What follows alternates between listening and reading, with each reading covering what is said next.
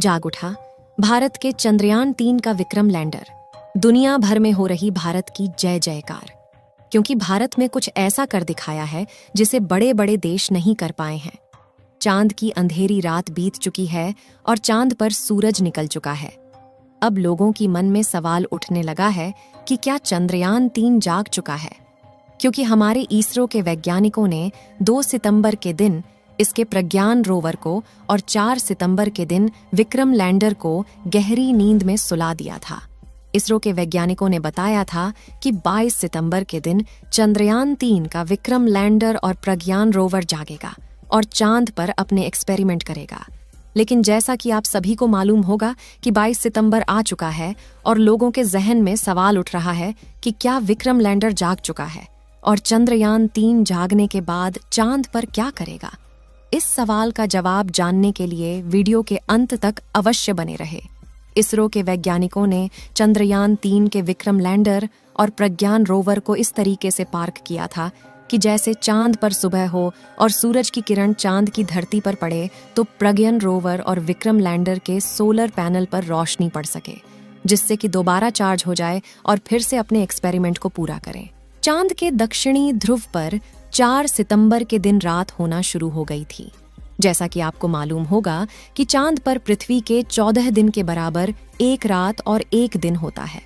चांद पर रात 14 दिनों तक होने के कारण चांद की धरती का तापमान काफी ज्यादा घट जाता है, यानी कि रात के समय चांद का तापमान लगभग -250 डिग्री सेल्सियस तक पहुंच जाता है और -250 डिग्री सेल्सियस तापमान के कड़ाके की ठंड में किसी भी इलेक्ट्रिक इंस्ट्रूमेंट का काम कर पाना संभव नहीं है। इसलिए इसरो के वैज्ञानिकों ने विक्रम लैंडर और प्रज्ञान रोवर को स्लीप मोड में डाल दिया था। चांद की कड़कती ठंड से बचने के लिए विक्रम लैंडर और प्रज्ञान रोवर को काफी ज्यादा इंसुलेटर जैसे पदार्थ का इस्तेमाल करके बनाया गया था, जिससे कि चांद पर पड़ने वाली कड़ाके की ठंड से चंद्रयान-3 के विक्रम लैंडर और प्रज्ञान रोवर पर ज्यादा असर न पड़े और वह सुरक्षित बने रहे, ताकि दोबारा से जब चांद पर सुबह हो तो ये दोबारा से काम कर सकें। विक्रम लैंडर और प्रज्ञान रोवर की बैटरी को चार्ज होने में कम से कम 3 दिन का समय लगता है। आप सोच रहे होंगे कि 22 सितंबर के दिन चांद पर सूरज उगा है तो लगभग 25 सितंबर तक उसकी बैटरी फुल चार्ज हो जाएगी और उसके बाद ही यह अपनी गहरी नींद से जागेंगे। लेकिन ऐसा बिल्कुल भी नहीं है।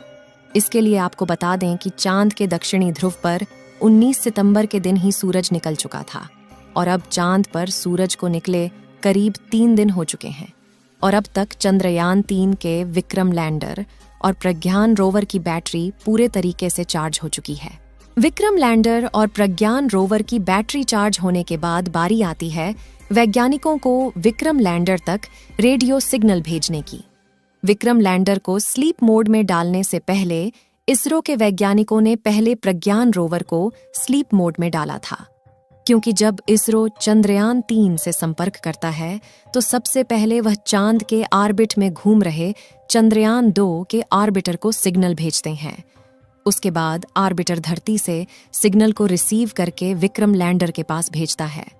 ऐसे में विक्रम लैंडर को पहले बंद नहीं किया जा सकता था, इसलिए प्रज्ञान रोवर को स्लीप मोड में डालने के बाद विक्रम लैंडर के सारे आउटपुट सिग्नल को बंद कर दिया गया था, लेकिन उसके रिसीवर को चालू रखा गया था, जिससे जब चांद पर सुबह हो और उसकी बैटरी पूरी तरीके से चार्ज हो जाए तो जब वैज्ञानिकों के द्वारा रेडियो सिग्नल भेजा जाए, उसके बाद धरती से भेजे गए रेडियो सिग्नल को रिसीव करके जाग जाए और उसके बाद प्रज्ञान रोवर को भी जगा दे।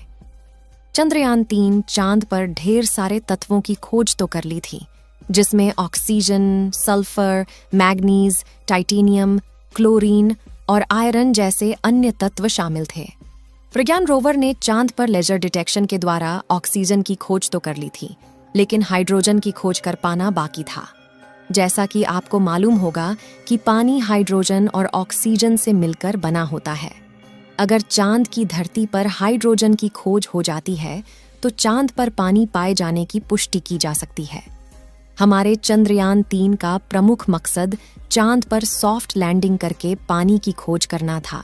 आज के दिन वैज्ञानिकों के द्वारा विक्रम लैंडर के पास रेडियो सिग्नल को भेजा जाएगा, क्योंकि अब चंद्रयान-3 के विक्रम लैंडर की बैटरी पूरी तरह से चार्ज हो चुकी है और चांद पर सूरज को निकले लगभग 3 दिन हो चुके हैं। वैज्ञानिक विक्रम लैंडर को जगाने के लिए सही मौके का इंतजार कर रहे हैं, जिससे कि विक्रम लैंडर का टेम्परेचर भी सही सलामत हो जाए। जैसा कि हमने बताया कि चांद के दक्षिणी ध्रुव का रात में तापमान -250 डिग्री सेल्सियस पहुंच जाता है और अभी चांद पर सुबह हुए केवल 3 दिन हुआ है और अब 14 दिनों तक सूरज निकला रहेगा। इस बार प्रज्ञान रोवर और विक्रम लैंडर 500 मीटर की दूरी तक जाकर चांद की अलग अलग जगह का डाटा इकट्ठा करके वैज्ञानिकों तक जानकारी भेजेगा। जब वैज्ञानिकों ने चंद्रयान-3 लैंडर और रोवर को स्लीप मोड में डाला था तो उसकी जगह को चेंज करके एक समतल जगह पर किया गया था, जिससे कि सूरज की रोशनी उनके सोलर पैनल पर पूरी तरीके से पड़ सके। विक्रम लैंडर में 3 सोलर पैनल लगाए गए हैं, जिससे कि अगर सूरज की रोशनी का एंगल तिरछा भी रहता है तो किसी भी एंगल से किसी न किसी सोलर पैनल पर उसकी रोशनी पड़ती रहेगी और वह चार्ज होता रहेगा। लेकिन प्रज्ञान रोवर में केवल एक ही सोलर पैनल का इस्तेमाल किया गया है, जिससे उसकी दिशा को सही रखना काफी ज्यादा जरूरी होता है। जब प्रज्ञान रोवर एक्सपेरिमेंट करता है तो इसका विशेष ध्यान रखा जाता है कि जिस एंगल से सूरज की रोशनी आ रही हो, प्रज्ञान रोवर का सोलर पैनल उसी एंगल में सूरज की दिशा में रहे, जिससे कि लगातार उसकी बैटरी चार्ज होती रहे। जबकि विक्रम लैंडर में इसका ध्यान नहीं रखना होता है, क्योंकि विक्रम लैंडर को एक स्थान पर खड़े रहकर चांद की धरती का तापमान और प्लाज्मा रेडिएशन जैसे डाटा इकट्ठा करना होता है। अब आप सोच रहे होंगे कि जब उनकी बैटरी पूरी तरह से चार्ज हो चुकी है तो उन्हें अब जाग जाना चाहिए, लेकिन अभी तक वह चंद्रयान-3 क्यों नहीं जागा है?